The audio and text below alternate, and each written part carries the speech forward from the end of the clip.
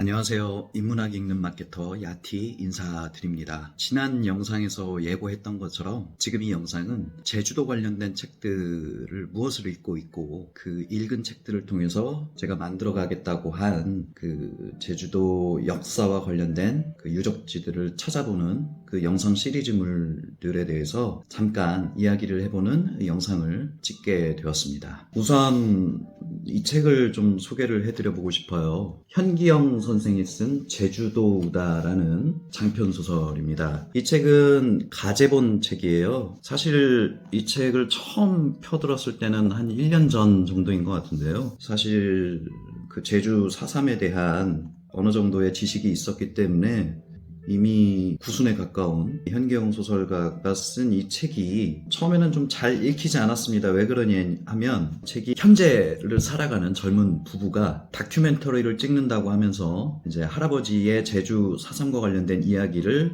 옮기는 형식을 취하고 있거든요. 근데 이제 젊은 그 부부를 묘사할 때 구순에 가까운 소설가로서 트렌드에 맞지 않는 투박한 장면 묘사를 해나가는 거에 현경 소설가가 4.3을 알렸던 순이삼춘이란 책은 이제 그 당시 현경 소설가도 젊으셨고 그런 방식의 소설적 어떤 그 이야기들을 풀어나가는 것이 그때는 맞았을지도 모르겠는데 요즘에는 안 맞는다라는 생각을 좀 했었어요. 그럼에도 끝까지 읽음으로써 좋았던 점에 대해서 잠깐 좀 설명을 드리겠습니다. 역시 어떤 투박한 사건 전개나 배경인물, 환경들을 서술해가는 거는 아까도 말씀드렸던 거죠. 그만큼의 지식은 좀 있었던 편이에요. 그래서 역사 소설이지만 어떤 그 4.3 사건 진상조사 보고서라는 책도 저기 있는데 거기에 나와 있는 어떤 그 사건들을 나열해가는 방식이 좀 뭐랄까 진부하다고 좀 생각을 했었는데 그럼에도 좀 읽을 만하다고 생각되어지는 건 읽어야 됩니다. 읽을 만하다는 게 아니라 저런 딱딱한 진상조사 보고서를 읽는 것보다 어떤 예를 들어서 조정래 선생의 아리랑이나 태백산맥이나 한강을 읽는 것처럼 소설의 이야기를 통해서 4.3이란 사건의 진상을 깊게 들여다보고 싶다면 현경 선생의 장편소설 제주도 우다를 읽어보시는 것을 추천합니다. 특히 좀 더 기억에 남는 건 이제 학살 장면을 묘사할 때 딱딱한 저런 진상조사 보고서를 읽고서 아는 것보다는 훨씬 더 마음에 남는다는 거. 학살할 때의 그 참혹한 장면에 대해서 조금 더 상상력을 불러일으키는 부분이 있기 때문에 진부하거나 투박하거나 이런 부정적인 면보다는 훨씬 더 긍정적인 부분이 있기 때문에 읽어야 되는 책이라고 생각합니다. 먼저 저는 이지미 세이치의 제주도라는 책을 제주도 오자마자 읽었어요. 이거는 일제강점기 시대에 일본의 인류학자가 제주도에 와서 제주도를 어떤 인류학적인 시각으로 풀어낸 책이라고 볼 수가 있겠습니다. 이 책에서 좀 기억나는 부분이 뭐가 있냐면 항해 이동기라는 단어를 쓰더라고요. 그러니까 제주도인들이 근대까지는 한라산을 중심으로 중산간 지역에 주로 살다가 일제강점기를 전후해서 이제 바닷가 쪽으로 내려가서 살게 되는 경향이 있었던 시기가 있더라고요. 그걸 이제 항해 이동기라고 표현을 하고 있습니다. 그 시각은 저한테는 좀 새로웠어요. 그러니까 제주도는 바다에 둘러싸여 있었으니까 옛날부터 어업에 종사하는 사람들이 많지 않았을까라고 어슴푸레 생각했던 것들이 실은 그렇지 않다. 그게 일종의 뚜렷한 경향을 보였던 어떤 시기가 있다라는 점에 대해서 좀 알게 되었던 책이었던 것 같습니다. 역시 그런 식으로 접근할 수 있는 건 인류학적인 접근 방식, 연구 방식이라고 생각을 해요. 그 다음에 제가 또 읽게 된 건 두꺼운 책입니다. 추사 김정희 평전이에요. 추사 김정희 평전을 읽게 된 이유는 지금 여기 소고별곡 저기 아래쯤에 추사 김정희 유배지가 있습니다. 추사 김정희가 제주도에 유배되어 있었던 약 10년이 안 되는 기간 동안 추사 김정희는 이 제주도에서 무슨 공부를 했고 어떤 성과를 이루었고 또 그의 공부와 그의 업적이 이 제주도인들에게 어떤 영향을 미칠 수 있었는가라는 점에 대해서 좀 알고 싶어서 읽었던 책입니다.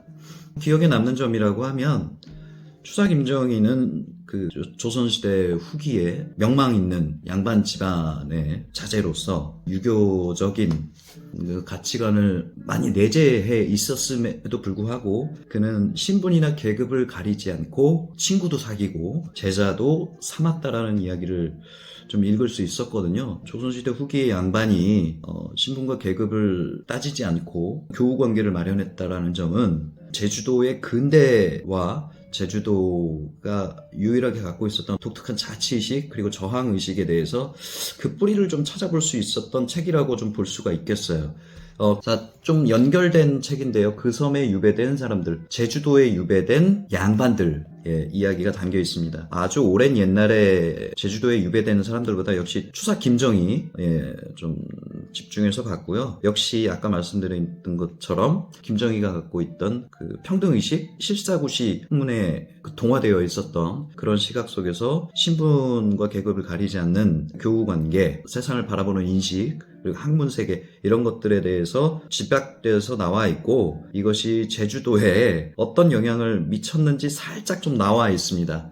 이 책도 의미 있게 보고 있었고요. 뒤에 이제 최익현 선생에 대해서도 나오는데 최익현 선생은 이제 조선 후기 그리고 이제 근대로 넘어오는 시기에 조선 전체에 양반들 사이에서도 그렇고 어떤 민중들에게 어떤 뚜렷한 영향을 미치기도 했던 사람입니다. 그 부분을 좀 읽을 수 있었고요. 그 다음에 도올 김영국 선생이 쓴 우린 너무 몰랐다. 이 책은 역시 제주 4.3을 이해하기 위해서 읽어볼 책입니다. 그리고 제주 4.3뿐만 아니라 여순항쟁에 대해서도 나와 있고요. 그러니까 여순항쟁까지 가기까지 우리 근현대사 속에서 우리 민중들이 어떤 저항의식 그리고 또 어떤 저항운동 그리고 농민봉기 이런 것들이 맥락 속에서 발현되었다 이 점을 좀 설명하고 있는 책입니다. 그래서 이 책을 읽다 보니까 동학 사상에 대해서도 좀 궁금해지게 되더라고요. 여기 안 챙겨왔는데 저기 앞에 있는데 동학사상과 가보농민혁명이라고 있는데 동학사상에 대한 그 관심도 또 옮겨지게 되었습니다. 그러니까 이 얘기는 곧 우리 조선시대 민중들의 삶 그리고 일제강점기까지 이어지는 과정 속에서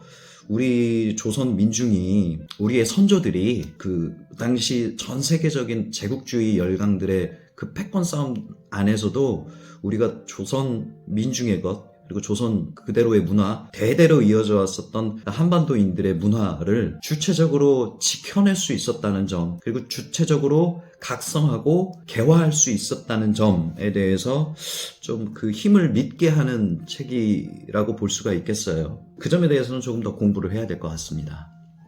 그 다음에 이 책 3.1 독립만세운동과 식민지배체제 제주 나름의 일제강점기 때 그 제주도인들이 육지와 분리되어 있는 어떤 지리적 환경적 특성에도 불구하고 어떻게 자생적으로 일본에 저항하는 그 힘이 생겼는가를 이해하기 위해서 좀 읽고 있는 책입니다. 이 점에 대해서는 아마 그 제주도 항일 기념관에 가서 좀 설명해 볼 수 있는 시간이 있을 것 같아요. 자, 그 다음에 빨갱이의 탄생 이 책입니다. 이 책은 그 누군가에게는 타부시되는 그 단어 빨갱이 그 빨갱이란 단어의 어원에 대해서 그 역사적 배경을 좀 설명해주는 책이라고 할 수 있어요. 빨갱이란 말은 1945년 이후까지 없었다라고 볼 수가 있겠어요. 그런데 1945년 해방 이후에 해방 전에 그러니까 일제강점기 때 항일운동을 하는 주체들이 여러 어떤 이념 세력들이 있었고 해방 이후에도 그런 여러 목소리를 내는 어떤 정치적 세력 그리고 민족 지도자들이 있었는데 소련과 미국이 해방 이후에 조선 땅에 군대들이 진주하게 되고 그들로 인해서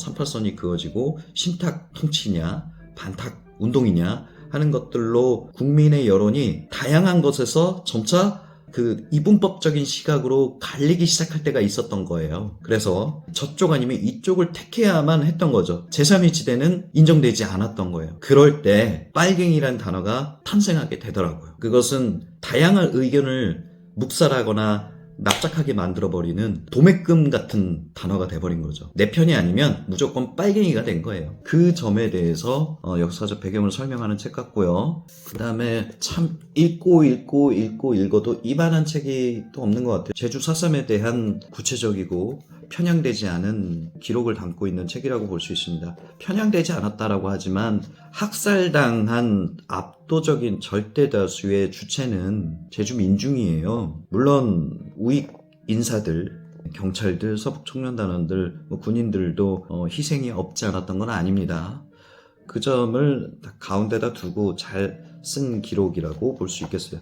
이 책의 앞부분은 존 메릴이라는 그 당시 미국에 막강했던 정치인, 그리고 훗날 학자로 살았던 존 메릴이라는 사람이 쓴 보고서 형식의 그 부분이 앞부분에 나와 있습니다.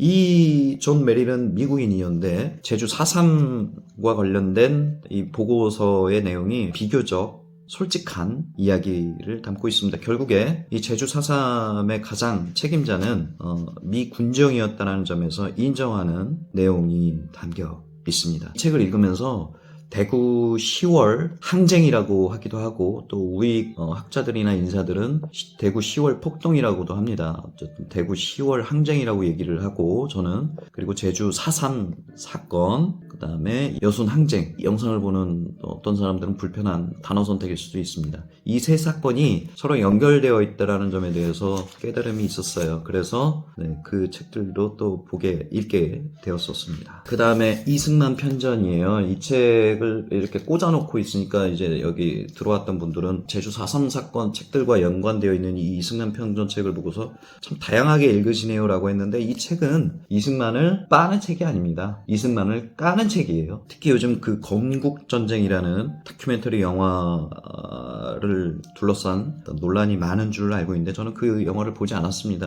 안 봐도 내용은 뻔할 것 같고요. 이승만이라는 인물이 어떠한 청년 시절을 보내고, 그리고 미국으로 넘어가서 나름의 어떤 독립운동을 하기 위해서 선택했던 그 방법들이 의미 있을지언정 그 방법을 선택하지 않고 무장투쟁을 하거나 중국에서 임시정부를 꾸리고 활동했었던 다른 독립운동가들이 채택했던 방식에 비해서 결코 낫다라고 볼 수 없다는 점을 알게 합니다.